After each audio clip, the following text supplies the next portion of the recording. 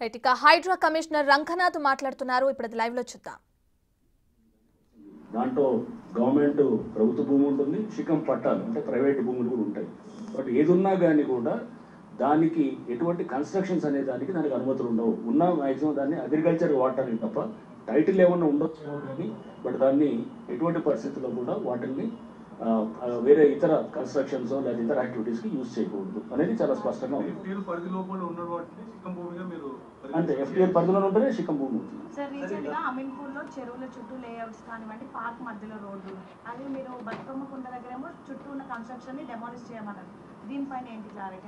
బతుకమ్మ కుంట చుట్టూ డెమాలిష్ ఏం చేయమంటలేదు, చేయొద్దని అంటున్నాం. అక్కడికి వెళ్ళి నేను వాళ్ళతో మాట్లాడింది కూడా ఆ మిగిలినటువంటి 4-5 ఎకరాలు, ఆ 4-5 ఎకరాలన్నా కాపాడుకుందాం. బతుకమ్మ కుంట అనేది ఒకప్పుడు అక్కడ బతుకమ్మ ఆట చేస్తుండే, బతుకమ్మ ఇదంతా కూడా సెలబ్రేషన్ జరుగుతుండే.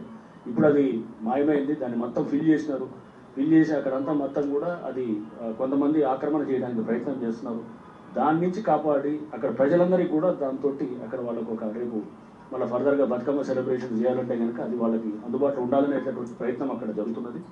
అది కోర్టులో సరే వారు అవతల ప్రతినిధులు కొంతమంది వెళ్ళి దాని మీద స్టేటస్ కూడా తీసుకొచ్చారు. బట్ అది 2 వారాల్లో డెఫినెట్గా మేము వెకేట్ చేపిస్తాం.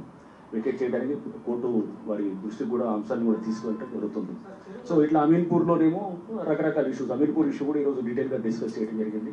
సో అక్కడ లేక్ మమర్స్లో ఉన్నటువంటి ఏరియా అండ్ యాక్చువల్ ఉన్న ప్రస్తుతం విస్తీర్ణం ఉన్నటువంటి ఏరియాకి వ్యత్యాసం చాలా ఉంది కాబట్టి it requires a deeper study అనేది కూడా అందరూ కూడా అభిప్రాయం వచ్చింది. సో దాన్ని తీసుకోవడానికి ఆ డీపర్ స్టడీలో ఎక్స్పర్ట్స్ని కూడా టెక్నికల్ ఎక్స్పర్ట్స్ని తీసుకొని ఎందుకు ఆ వ్యత్యాసం వస్తుందనేది కూడా లోతుగా స్టడీ చేస్తే కనుక, అంటే ఎక్కడైనా కానీ కూడా మనకు ఒక అంశం మీద క్లారిటీ లేక డౌట్ వచ్చిందనుకోండి, ఇట్ రిక్వైర్స్ డీపర్ ప్రూవ్, జాగ్రత్తగా చేసి దాన్ని పూర్తిగా దాన్ని నిర్ధారణ చేసుకున్న తర్వాత ఫర్దర్గా ముందుకు వెళ్ళడం జరుగుతుంది.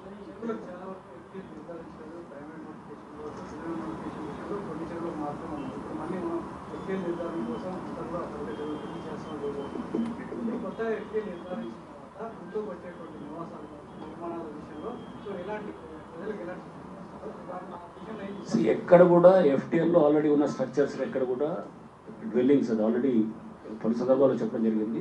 నివాస గృహాలు ఏది కూడా అది ఎక్కడ కూడా డెమాలిష్ చేయము, అది జరగదు. సో దీన్ని చాలా స్పష్టంగా అందరికీ కూడా, అంటే మీరు రేపు మాది ఎఫ్టీఎల్లో ఉంది మీ ఇల్లు కూలగొడతాం అనేటువంటి దయచేసి ఎక్కడన్నటువంటి మిస్ఇన్ఫర్మేషన్ క్యాంపెయిన్ ఉంటే కనుక అదంతా అబద్ధం. దయచేసి దాన్ని నమ్మకండి.